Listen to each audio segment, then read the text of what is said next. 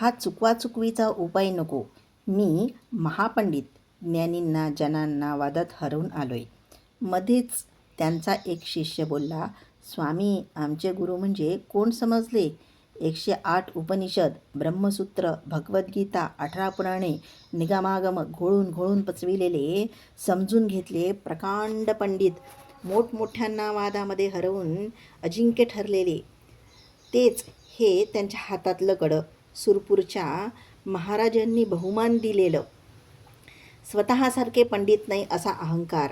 वादात सगळ्यांना हरवायची इच्छा घेऊन आलेल्या सुब्बय्या शास्त्रीला पाहून एक क्षण शिवयोगीला हळहळ वाटली. वादात हरवणं तर दूरच राहिलं, जे आहे ते सांगितलं एवढंच. काय विचारायचं ते विचारा. विजेच्या समोर मुख असूनही सन्मुख.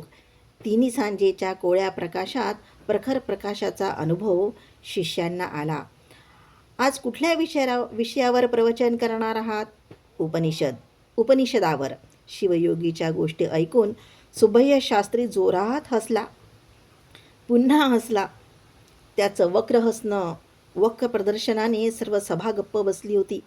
शिवयोगी डोळे मिटून बसले होते. स्वतःच्या व्यक्तित्वाचं वैभव पाहून पोटदुखी या स्वामीला, म्हणून डोळे मिटण्याचे सोंग केले आहे. ब्रह्मज्ञानी असा कपट वेश घालून मुग्ध लोकांना फसवतो. याचा हाच खरा वेश बाहेर आणला नाही तर हा मंदबुद्धी शूद्र आहे असं सगळ्यांना दाखवलं नाही तर मी सुब्बय्या शास्त्रीच नाही, हा खरा ब्राह्मणच नाही, अशी स्वतःच वृद्ध प्रतिज्ञा केली. बिचारा विद्यामत पांडित्याने मदाने अंधळा झाला आहे.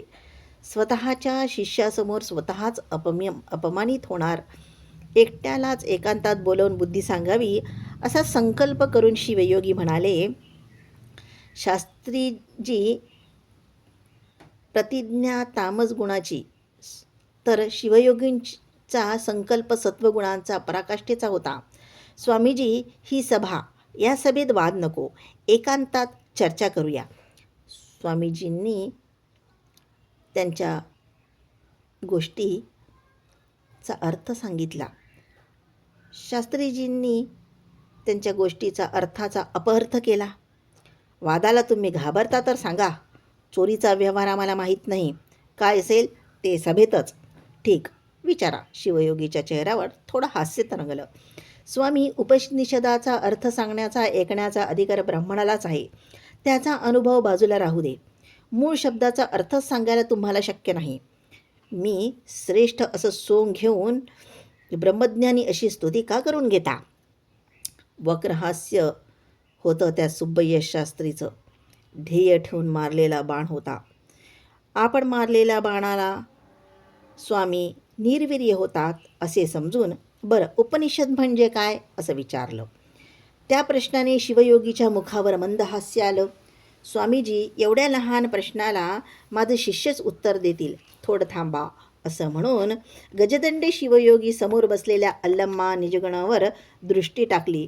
गुरुच्या बोलण्याने सगळ्या शिष्यवर्गाला घाम सुटला. मागे बसलेला महादेव, शंभुलिंग दुसरीकडेच पाहत होते.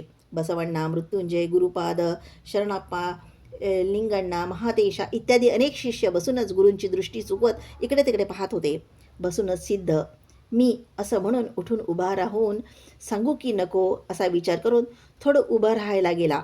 तेवढ्यात त्याच्याजवळ बसलेल्या रुद्रमुनींनी सिद्धाचा हात पकडून खाली बसवलं. ए मुला, भूत लागलंय का तुला? गप्प बस, म्हणाला. पुन्हा उठायला गेलेल्या सिद्धाच्या पाठीवर जोरात एक बुक्की मारली.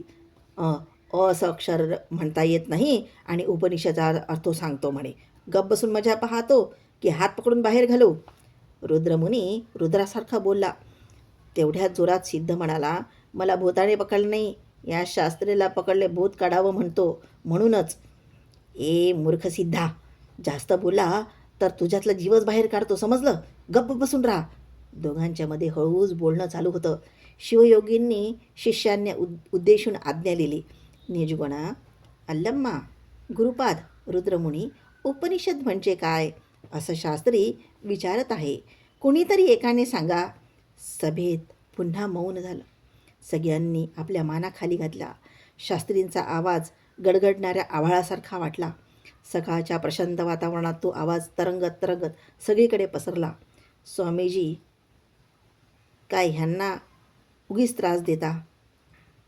तुम्हाला माहीत असेल तर त्यांना माहीत असणार. गुरुसारखेच शिष्य. पुन्हा तेच विकट हास्य करत शास्त्री म्हणाला. भीमेवर पडलेला चेंडू ज्याप्रमाणे उंच उडतो त्याप्रमाणे सिद्ध उठून उभा राहिला. डोळ्यासमोर गुरुचा अपमान होत आहे हे पाहून वाळलेली काठी जसं पटकन अग्नी ग्रहण करून धगधगते त्याप्रमाणे सिद्धाला झालं. गुरुदेवा, आज्ञा असेल तर मी सांगतो. घुंगराच्या मंजूळ आवाजासारखा ध्वनी आला. त्या आवाजाकडे सुभय्य शास्त्री वळला. सगळी सभा त्या आवाजाकडे पाहू लागली. सुभय्य शास्त्री हीन भावनेने म्हणाला, ए पोरा, उपनिषद म्हणजे काय लोण्याचा गोळा? विटी दांडू? जा जा खेळायला जा. एवढाच आहेच, उगीच काहीतरीच बोलतोस काय? स्वामीजी, व्यर्थ वेळ घालवायला आम्हाला आवडत नाही. तुम्ही सांगता की हरला म्हणता. नाही नाही, मी सांगतो. गुरु अनुग्रहाचे लोणी खाऊन विटीदांडूसारखं नेम ठेवून कसं मारायचं ते मी दाखवतो. गुरुदेवा, आज्ञा द्या. हात जोडून सिद्धाने प्रार्थना केली. ये बाळा, शास्त्रींच्या समोर उभा राहून सांग. गजदंड शिवयोगी म्हणाले. ये बाळा, ये बाळा. त्या एकच शब्दाने सिद्धाला अमृत पिल्यासारखा संतोष झाला. किती वर्षाचे कष्ट क्षणातच परिहार झाल्यासारखे झाले. आकाशात पक्षी उडाल्यासारखं त्याचं मन आनंदित झालं. सावकाश चालत येऊन गुरुच्या चरणाला स्पर्श करून नमस्कार केला. गुरुच्या हस्ताने त्याच्या मस्तकाला स्पर्श केला. गुरुच्या अभय हस्तात सगळं रहस्य उलगडल्यासारखं झालं. सभेला नमस्कार करून सुभय्या शास्त्रीच्या समोर येऊन थांबला. यमराजासमोर येऊन थांबलेल्या नचिकेतासारखं, हिरण्यकश्यपूसमोर थांबलेला प्रल्हादासारखा वाटला सिद्ध. सुभय्या शास्त्रींनी बाळाला एकदा पायापासून मस्तकापर्यंत निहाळलं. गुडघ्याच्या वर आलेलं धोतर, अंगात शर्ट, मोठमोठे हात गुडघ्याच्या खाली आले होते. कपाळावर 3 बोटांचं भस्म होतं. गळ्यात इष्टलिंग होतं. त्यासमोर एकच एक रुद्राक्ष, विशाल नेत्र, उपनिषद रहस्य उलगडून सांगायला तयार झालेले लाल लाल ओठ उघडलेले, थोडे पुढे मोठे लांबलचक नाक, बालकाचं दिव्य लक्षण. मळलेल्या वस्त्रामध्ये सुद्धा वज्राच्या खड्यासारखा तेजोमय दिसला होता बाळ सिद्ध. सुब्बय्या शास्त्रींनी पाहिलं. त्याच्या अहंभावाने त्याला टोचून उठवलं. ए गो बालक, उघड तुझं गोपुराण. स्वतःच्या गोष्टीला स्वतःच हसला. बाजूला उभे बसलेले त्याचे शिष्य गुरुची गोष्ट ऐकून हसले. गजदंड शिवयोगीकडून करुणारूपी गंगा सिद्धाजवळ धावत येत आहे हे कोणी पाहिलंच नाही. सिद्धाने एक क्षण डोळे बंद करून उघडले. शिवयोगी तर स्तब्ध होते. सुब्बय्या शास्त्री, त्यांचे शिष्य निजगुण, अल्लम्मा, रुद्रमणी, गुरुपाद, लिंगण्णा, महांतेशा, तोंडात दात नसलेला शिवज्जा तोंड उघडून पाहतच होते. अजून अनेक जण तर उघडलेले तोंड आणि डोळे विस्फारून तसेच सिद्धाला पाहत होते. शास्त्रीजी नित्य ब्रह्मैक्य बोधक ब्रह्मविद्याच उपनिषदाचा अर्थ, हे तमित शब्दांनी मिळालेले उत्तर. यालाच विद्या असा कसा अर्थ करतोस? शास्त्रीजींचा तीक्ष्ण प्रश्न. स्वामीजी, आज गुरूंनी सांगितलेलाच विषय. श्रीमन निजगण स्वामींच्या अनुभवसार या ग्रंथामधल्या पहिल्या संधीचं 2रं सूत्र. त्यात असं सांगतात. श्रुतियने स्मरिसी प्रणदतिशय ऋषी वाक्य, स्मृतियनिसी लोक दळू सेव्य विनिसला, श्रुतिये प्रमाण अखिळ रगे, अदोळोत्तर बादे यदुताने उपनिषद तदरिंदे मुक्ती, यहुदू विद्या तत्व वदरोळ हुदाद कथदिंदे. धाग्यासारखं खोललेलं सूत्र गाणं गात त्याने उलगडून दाखविले. मला हे कंठपाठाचं व्यर्थ वक्तव्य नको, शास्त्री रागाने म्हणाला. बालक सिद्ध घाबरला नाही. शांत ध्वनीने सांगितलं, मलाही ते नको. परंतु आज सांगण्याचा तो विषय आहे. त्यातच तुमच्या प्रश्नाचं उत्तर आहे. बरं, आता विवरण करून सांगतो. कर्ण स्वतःला राधेचा पुत्र असं असं पक्क समजला होता. पण कृष्णाने तू राधेचा पुत्र नाहीस, कुंती पुत्र आहेस असं सांगितल्यावर कर्णाचा चुकीचा समज भ्रम जाऊन खरं ज्ञान झालं.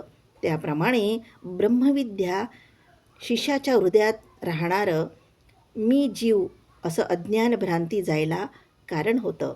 बरं, उपनिषद याचा अर्थ सांग. शास्त्री सिद्ध बालकाला वादात